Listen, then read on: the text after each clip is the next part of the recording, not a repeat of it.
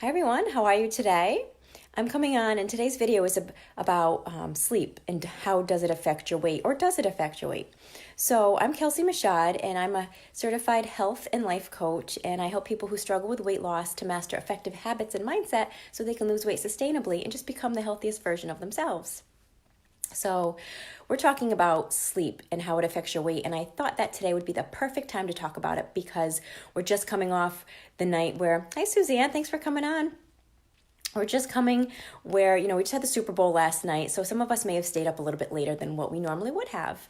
Or maybe sometimes at any time you may stay up a little later than you should have. Or maybe you're just in a sleep schedule where you're just not getting enough sleep. So when you're skimping on sleep, it's actually setting your brain up to make bad decisions. So, hi Janet, thanks for coming on. So it actually dulls that activity in your brain's frontal lobe, and that's where all your decision making and your impulse control is located. So it's almost like being a little drunk almost, and you don't have that mental clarity to make really good decisions when you're lacking the sleep that your body really needs, your body and your brain need. Hi Susan, thanks for coming on.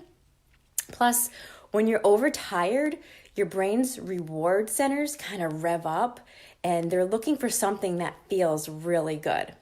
So while you might be able to kind of like push back that comfort food craving when you're actually well rested, when you're sleep deprived, your brain may have more trouble saying no to those kinds of foods.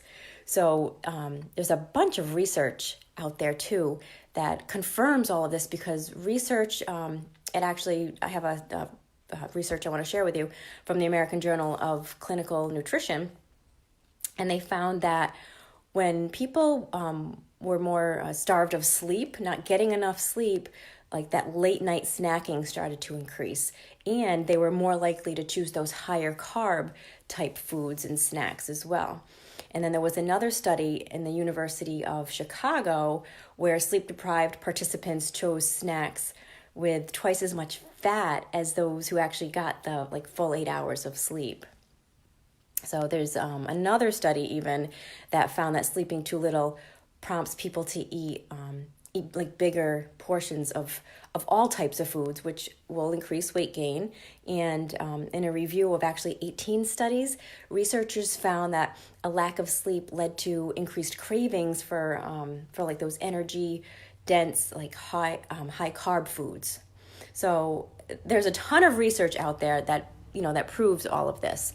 So if you put that all together, with a sleepy brain, your sleepy brain appears that it's going to crave the junk food while also not having that impulse control to say no to those types of foods. So sleep is really like nutrition. It's like nutrition for the brain because most people really need a good 7 to 8 hours of sleep. So think about what you're currently getting a night. Are you currently getting 7 to 9 hours actually is what's really recommended. So think about how many hours you're sleeping a night. And each night, every week, are you getting that just sometimes or all week long or not really that much consistently for 7 to 9 hours? So that's something to really think about and add up for your own personal self if you're thinking about if you're having cravings or if you're having trouble saying no to some of the more tempting foods, that's something to take a look at. So let's see, Suzanne, 8 hours every night. Good for you, girl. That's awesome. I'll admit I don't get 8 hours. I'm actually jealous. I wish I did.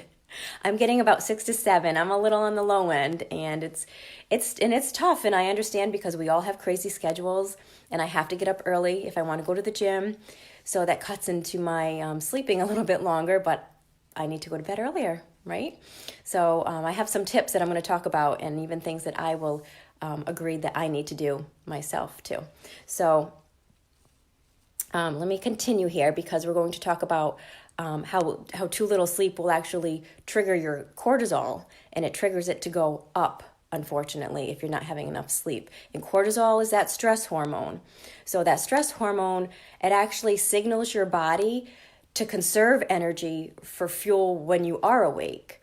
And what that actually means is that you're more apt to hang on to fat. So researchers found that when dieters actually cut back on sleep over like a 14-day period, the amount of weight they lost from fat dropped by 55%, even though their calories stayed even. So sleep deprivation, it makes you like metabolically groggy, so to speak.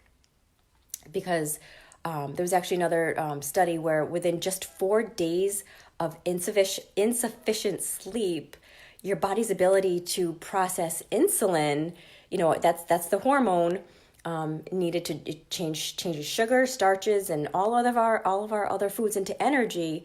It goes kind of out of whack. And insulin sensitivity, the research found, dropped by more than 30%. So sleep is really huge. It's very important for us. So it's and why it's so bad is that when your body doesn't respond like properly or adequately to the insulin, your body has trouble processing fats from your bloodstream. So then it ends up storing them as fat. So it's not so much that if you sleep you'll lose weight, but that too little sleep kind of hampers your metabolism and then contributes to the weight gain. So I have some tips for us today that we should try, and we can try them today. So number one is to shut down our computers, our cell phones, the TV, all of that extra light coming in at nighttime when it's actually dark and our body and our circadian rhythm wants to sleep, but our circadian rhythm is thrown off because we have all these lights still on. So what we can do is try powering down an hour earlier, something I need to do, right? And I think we can all do that together. So that's one thing that we could do. And also save your bedroom for sleep. It should be more of a relaxation place. You shouldn't have clutter or, be working at night in your bedroom. You want it to be more spa-like in your bedroom. You don't want pictures everywhere. You want it to be very relaxing and calm and spa-like.